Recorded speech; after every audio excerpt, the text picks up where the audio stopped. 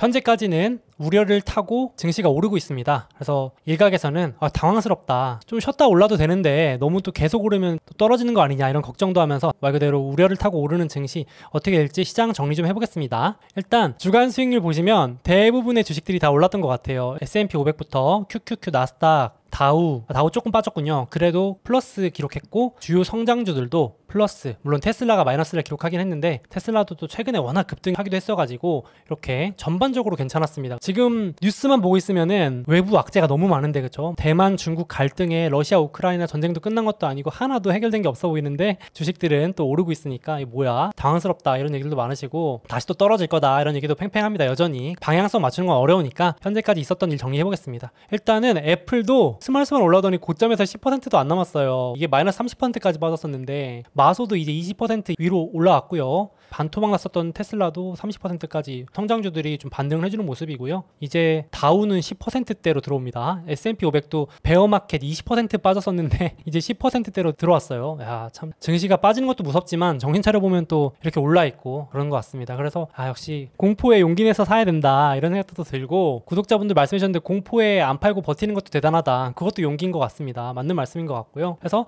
제가 최근에도 영상에서 단기 관점으로 봤을 때는 이 세 가지만 체크하면 증시 괜찮을 것 같다 말씀드렸는데 달러가 좀 괜찮아지는가, 금리가 진정되는가, 유가나 원자재가 진정되는가 이러면 단기로 괜찮을 것 같다. 물론 중장기로는 좀 더 지켜봐야겠지만 단기 괜찮을 것 같다 그랬는데 여기 보시는 것처럼 금리도 좀 안정세, 그래도 급하게 올라가던 건 좀 쉬고 있습니다. 좀 진정세고요. 유가도 많이 내려가고 있습니다. 90불 처음으로 내려갔어요. 6개월 만에. 달러가 너무 올라와서 문제였는데 뭐 아직 엄청 내려간다고 보기 어렵지만 조금 진정?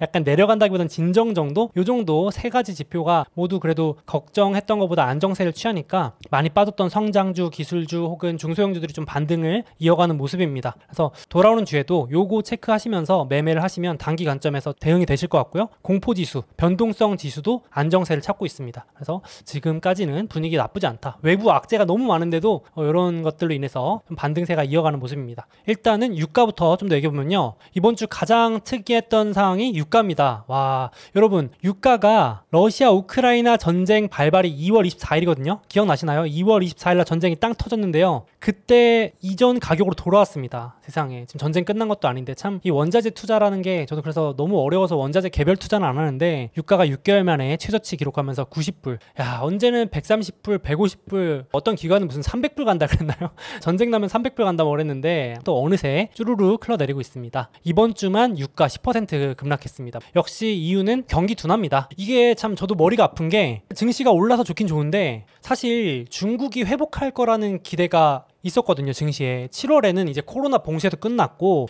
중국 경기가 반등하면 중국의 물건 파는 애플, 테슬라부터 해서 빅테크 기업들 포함해서 소비재 기업들 다 중국에 물건 많이 파는데 이게 중국이 회복해줘야 좋은 거 아니야 했는데 이번에 중국 지표가 아주 안 나왔습니다. 그래서 중국이 회복할 거라는 기대가 무너지면서 대표적으로 중국이 기름 많이 쓰잖아요. 그러니까 이제 그것도 영향이 컸다. 그래서 이 경제 지표가 반등할 줄 알았는데 다 더 내려가면서 신규 주문 최저치를 기록하면서 이거 경기 회복 안 좋네 하니까 유가도 막 급락하는 모습이 컸고요. 이게 호재라고 봐야 될지 중국 경기 안 좋으면 미국 주식들도 같이 빠졌었는데 이제는 아이러니하게도 중국이 회복 못하니까 미국 주식은 오르는 이상한 아이러니한 정말 당황스러운 상황이 이어지고 있습니다. 거기에 미국 경기도 참 요즘은 웃긴 게 경기 지표가 안 나와야 증시가 오르죠. 여기도 보시면 이번 주에도 미국 제조업 경기가 또 안 좋습니다. 2년 최저치. 그러니까 이제 미국 경기 둔화되는 건 이제 우리들도 많이 알고 있으니까 익숙하실 텐데 뉴스 보셔서 제조업 성장세는 이렇게 회복했다가 다시 둔화되고 있고 재고는 1984년 이래로 가장 많은 폭으로 급증, 물건을 안 산다는 거죠. 그러니까 제조업의 주문은 계속 줄어들고 있습니다. 이것만 봐서는 주식이 오를 수 없을 것 같은데 아이러니하게도 주식시장은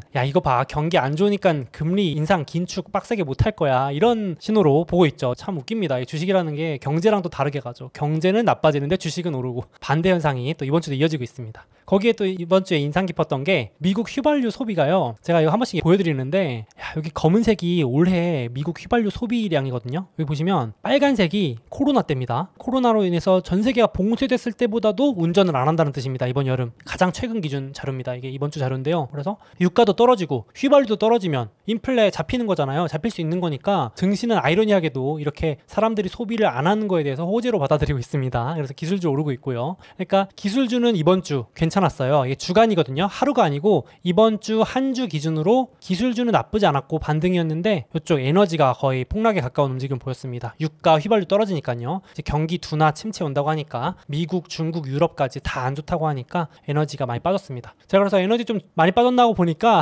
또 그렇게 많이 빠졌지도 않았어요. 물론 뭐 최근에 고점에 사신 분들은 많이 빠졌다고 느끼실 수 있는데 엄밀히 말하면 올해 수익률이 아직도 두 자릿수로 어마어마합니다. 제가 이번 주에 기름주 많이 빠졌네 했는데도 자료 정리하면서 보니까 엑소모빌은 아직도 올해 40%, 워렌 버핏이 사는 옥시덴탈은 100%가 넘네요. 아직도 수익률이. 고점에서 한 1-20% 빠졌는데도 그럼 여전히 높습니다. 그래서 한쪽에서는 침체 우려로 기름 주식 빠진다. 아니다. 올해 겨울 또 오면 지금 강추위에다가 유럽에 천연가스 없어서 난리인데 무슨 소리냐. 이렇게 해서 팽팽하게 맞서고 있습니다. 그래서 방향성보다는 관심 있으신 분들은 요 배당률도 참고해서 에너지 주식도 일부 쌀 때 분산해 놓으시는 것도 나쁘지 않을 것 같아요. 개인적인 생각으로는. 그래서 저도 째려보고 있습니다. 배당률 참고하셔서 대장주 엑소모빌, 쉐브론 이런 주식들도 나쁘지 않은 것 같습니다. 지금 한 15-16% 빠졌는데 이런 주식들이 20-30%씩 막 빠집니다. 그럴 때 한번 또 관심 종목 넣어놓으셨다가 보셔도 좋을 것 같고요. 거기다가 이제 유가, 휘발유 빠지고 식량 가격도 이번 주에 급락했습니다. 14년 최대폭 하락. 참 이거 제가 보면서 아이러니한 게요. 식량 대란, 곡물 대란 온다 그랬는데 분명히 연초랑 상반기만 해도요. 기억나시죠? 참 이 아이러니한 게 곡물 가격이 정작 4달 연속 하락세고요. 그 가장 큰 이유는 이거죠. 우크라이나 곡물 수출이 드디어 시작됐습니다. 그래서 여기 보시면 배 여기 떠나고 있는데요.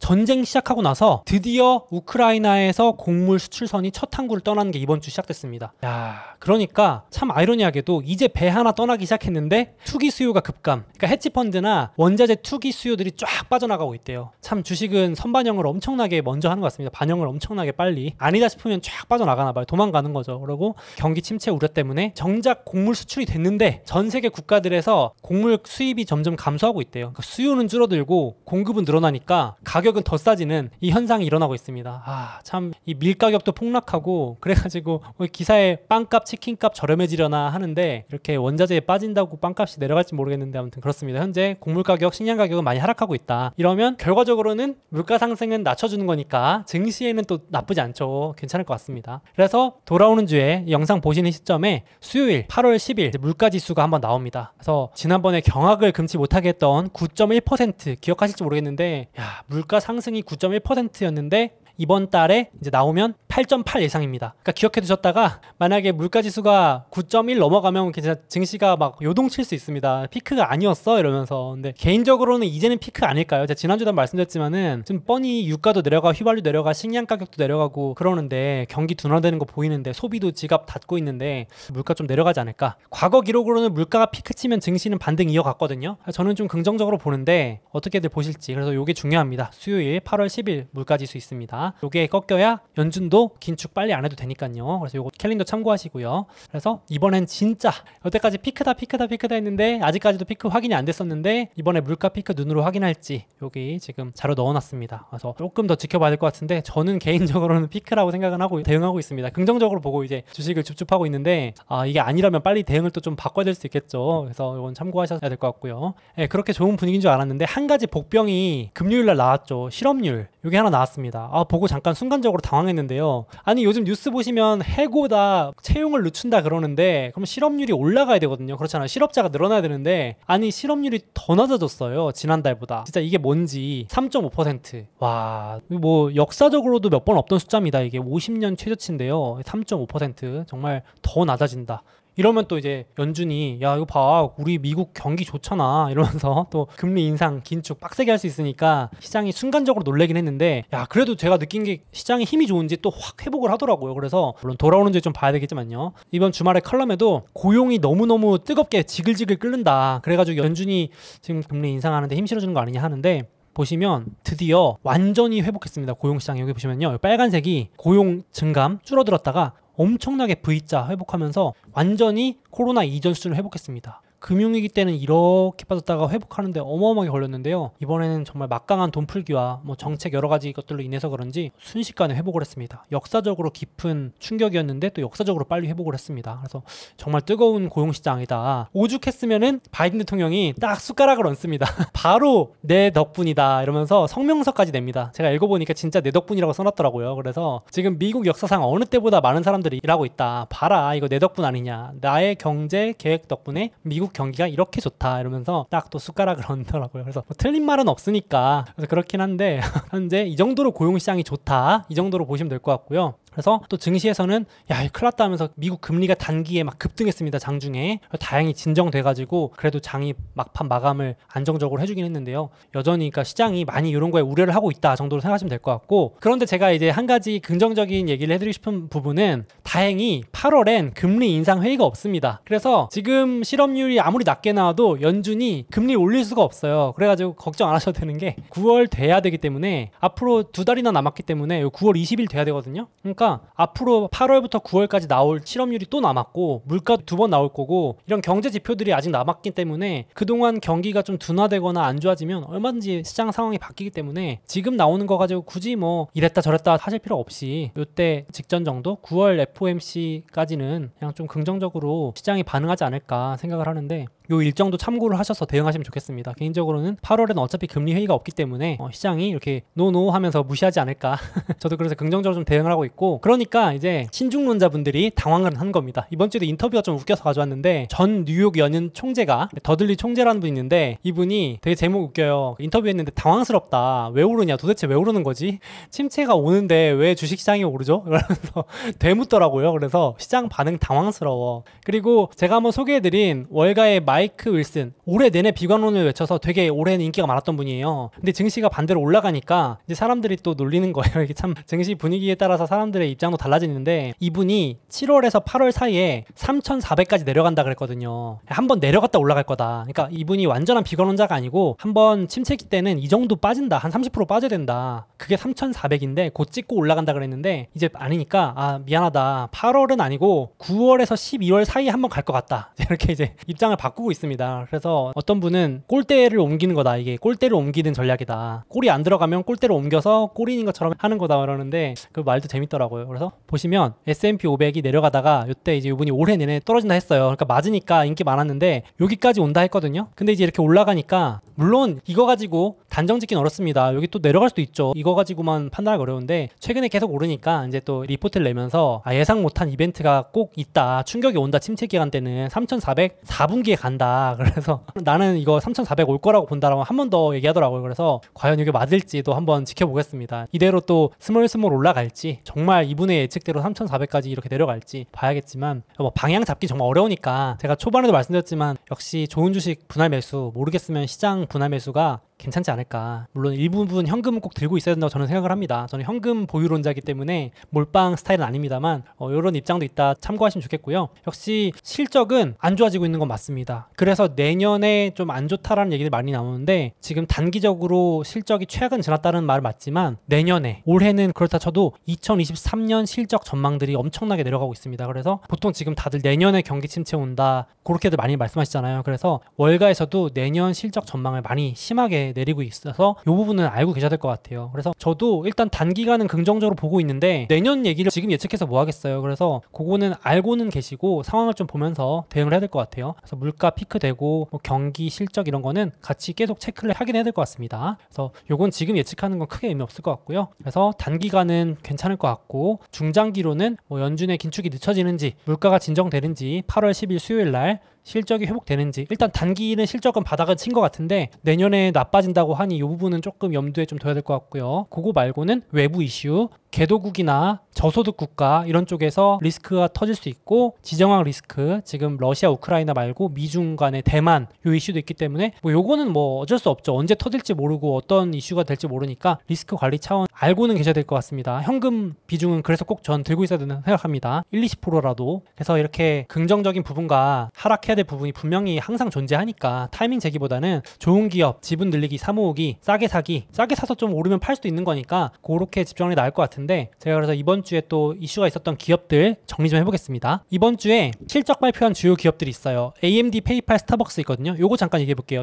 일단 AMD 이번 주 증시 반등에 좀 도움을 줬습니다. 많이 올랐어요. 그래서 주간 8% 많이 오른 편에 속하고요. 고점에서는 반토막 났었다가 한 8% 오르면서 여전히 많이 빠져 있습니다. 근데 최고점 대비해서는 여전히 많이 빠졌고요. 근데 전 보면서 진짜 실적이 너무 잘 나와가지고 깜짝 놀랐거든요. 한마디로 요약하자면 데이터 센터가 먹여 살렸다. 엔비디아도 데이터 센터가 먹여 살리는데 너무 실적이 좋습니다. 매출이 70% 늘었고요. 순이익도 67% 늘었고 역시 먹여 살린 건 데이터 센터 쪽 반도체 그리고 PC는 AMD조차도 피해갈 수 없었습니다. 그런데 인텔이나 경쟁 반도체 업체들은 올해 전망을 낮췄는데 AMD는 올해 전망을 유지했습니다. 요즘은 유지만 해도 잘하는 거거든요. 선방만 해도 증시 오릅니다. 요즘은 워낙 우려가 심했어가지고 이런 상황인데 비교를 한 자료가 있어요. 제가 지난주에 인텔 한번 소개했거든요. 인텔은 데이터 센터에서 마이너스 실적이 나는데 마이너스 16%, AMD는 데이터 센터에서 83% 늘어납니다. 그러니까 점유율 뺏어온다라는 얘기가 많이 나오는 거예요. 이게 다 가져온다. 그래서 저는 그렇게 느껴지는데 또 웃겼던 게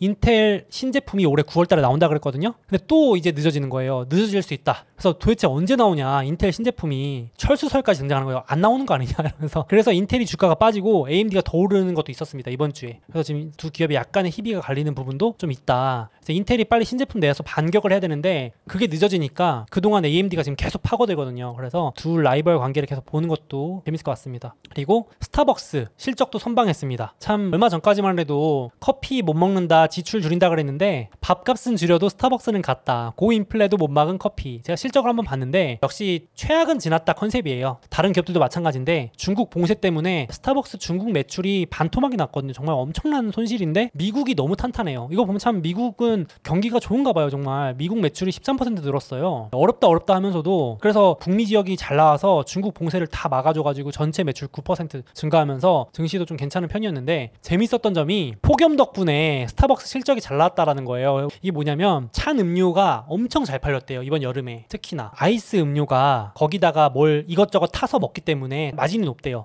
예를 들면은 아이스 바닐라 라떼 이런 거 먹으면서 아이스 음료에는 꼭 사람들이 시럽도 넣고 토핑도 넣고 이러면서 많이 섞어 먹는데요. 그래가지고 마진이 많이 남는다고 CEO가 직접 말했습니다. 그래서 폭염 덕분에 아이스 매출이 급증하면서 전체 매출의 대부분, 그러니까 뜨거운 음료는 그냥 아메리카노 뜨거운 거 한 잔, 라떼 한 잔 먹는데 아이스 음료는 막 이렇게 막 맛있는 거 있잖아요. 되게 달달한 거 그런 거 막 잔뜩 추가해서 먹는데 그게 좋았대요. 그래서 폭염 수혜주가 됐다고 그러더라고요. 특히나 G세대가 요거를 엄청 먹는데요. 아이스 시나몬 돌체 라떼? 혹시 좋아하는 분 계신가요?